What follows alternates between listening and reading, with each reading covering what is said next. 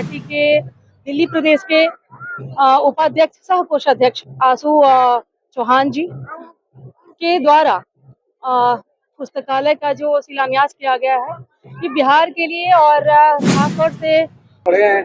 पुस्तकालय में तो पुस्तकालय के ही प्रभारी भी होते हैं, किताब को रखने वाले लोग होते हैं। अब तो सिर्फ किताब ही नहीं होगा ना, अब तो बहुत सारी टेक्नोलॉजी भी आएगी। तो जहाँ भी अगर कोई संस्थान खुलती सरकारी की बात तो वहाँ निश्चित रूप से व्यवस्था होनी चाहिए। पुस्तकालय का शिलान्यास होगा, क्या लगता है गांव अब विकसित हो रहा है बिहार में? देखिए, ये आज बहुत ही अच्छा दिन है, शुभ दिन है और हम आशु जी को बहुत बहुत धन्यवाद देना चाहेंगे।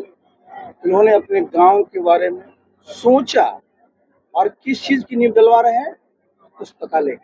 और ये पुस्तकालय इस गांव की समृद्धि के लिए बहुत ही हितकारी सिद्ध होगा।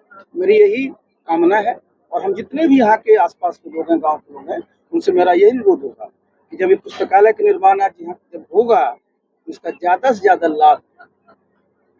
क्या संदेश देंगे कि बिहार के अन्य जो जिले हैं वहाँ भी इस तरह के पुस्तकालय? देखिए, पुस्तकालय तो सिर्फ बताए ना, आज पहले वाला पुस्तकालय अब सिर्फ नहीं रहे, क्योंकि बहाली नहीं हो रही ना सर पुस्तकालय का। हम बता रहे हैं उस पुस्तकालय हम अब दूसरे पुस्तकालय की बात कर रहे हैं। मैं पुस्तकालय बात कर रहा हूँ एक ऐसी जगह जहाँ पर कि आपको जितने भी ज्ञान से संबंधित चीजें हैं, चाहे बुक्स हो, टेक्नोलॉजी हो, सब चीज उपलब्ध होगा, जिससे कि इस इलाके के बच्चे जो लेटेस्ट टेक्नोलॉजी है, जो लेटेस्ट हमारे लिटरेचर है, उनसे डायरेक्टली लिंक होंगे। इसे कहीं भी उनको जाना रहे, किसी चीज को समझना रहे, उनको ये ना लगे कि चीज को हम नहीं जाने। आप जिसकी चर्चा कर रहे हैं कि भाई जो पुस्तकालय होते हैं उसमें पुस्तकालय को चलाने वाले कर्मी होनी चाहिए। तो जहाँ भी पुस्तकालय होता है, हम लोग पढ़े हैं, पुस्तकालय में तो पुस्तकालय के ही प्रभारी भी होते हैं, किताब को रखने वाले लोग होते हैं। अब तो सिर्फ किताब ही नहीं होगा ना, अब तो बहुत सारी टेक्नोलॉजी भी आएगी। तो जहाँ भी अगर कोई संस्थान खुलती सरकारी की बात तो वहाँ निश्चित रूप से व्यवस्था होनी चाहिए। आशु जी, आप काफी समय बाद गांव आए हैं, कैसा लग रहा है सबसे पहले गांव आकर के? बहुत अच्छा लग रहा है।